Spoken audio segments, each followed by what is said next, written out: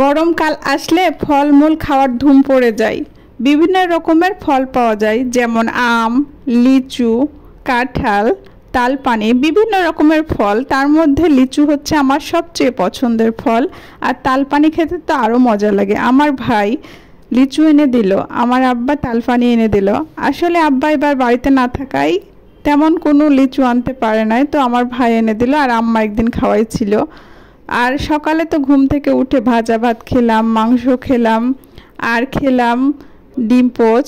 তো এইখানে দেখছি যে আমাদের গাছে আম পাড়া হয়েছে, তো মেজো আম্মা ডাকলো, তাই আমরা একটু তাড়াতাড়ি ছুটে গেলাম।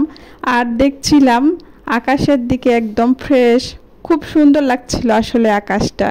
রোদে ঝলমল করছে, আর প্রতিদিনই রাতে বৃষ্টি হচ্ছে।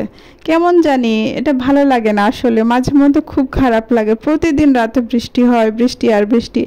আর বৃষ্টির সাথেই তো জানেন কারেন্টের সংযোগ, পোল পড়ে যায়, কারেন্ট থাকে না ঠিক মতো, ভিডিও ছাড়তে কষ্ট হয়। আর এখানে দেখেন আমার ছোট ভাইয়েরা বাদরের মতো গাছে উঠে আছে, সবাই দুষ্টামি করছে, আমাদের বাতাবি লেবুগুলো পেরে নিচ্ছে। এরা যে এত বিরক্ত করে আমাদেরকে, তারপর কিছু বলাই যায় না, বললে রাগ করে।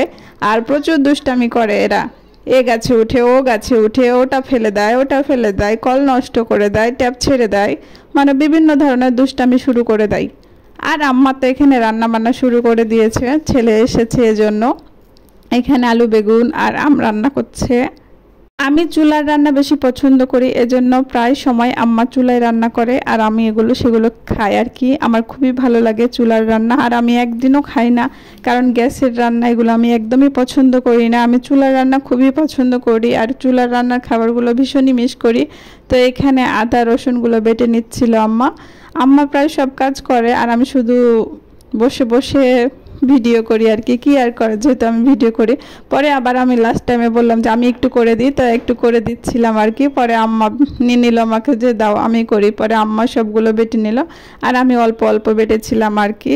তো যাই হোক, কাজ কাম না করলে তো শরীরটা ভালো থাকবে না। আর এখানে দেখছিলাম সবজি রান্নাগুলো হয়ে গেছে, আর আম্মা বললো যাও ফ্রিজ থেকে গরুর মাংস রান্না করবো আজকে, গরুর মাংস নিয়ে আসো আর খাসির মাংস নিয়ে আসো। তো আমি নিয়ে আসলাম আর কি, এগুলো এনে রেডি করে রাখছি। আর সবজিগুলো প্রায় রান্না হয়ে গেছে, দেখেন কতটা সুন্দর হয়েছে, মানে ধোয়া উঠছে। আর এখানে গরুর মাংস রান্না করার জন্য পেঁয়াজ, রসুন, তেজপাতা, গরম মশলা, মানে যা যা উপকরণ লাগে আর কি, সবগুলো উপকরণ দিয়ে দিচ্ছে। এখানে দিয়ে দিচ্ছে হলুদ, মরিচ, লবণ, সবগুলো 2 চামচ করে। তারপর তো এখানে মশলাটা ভালোভাবে কষিয়ে নেবে। আমার আম্মা কিন্তু এভাবে কষিয়ে রান্না করে। আর এখানে আদা দিল, জিরা বাটা দিল, তারপর তেলটা ছেড়ে গেল, তখন সব মানে গরুর মাংস ফার্স্টে রান্না করছে আর কি। তো গরুর মাংসটা এখন ভালোভাবে কষিয়ে নিবে।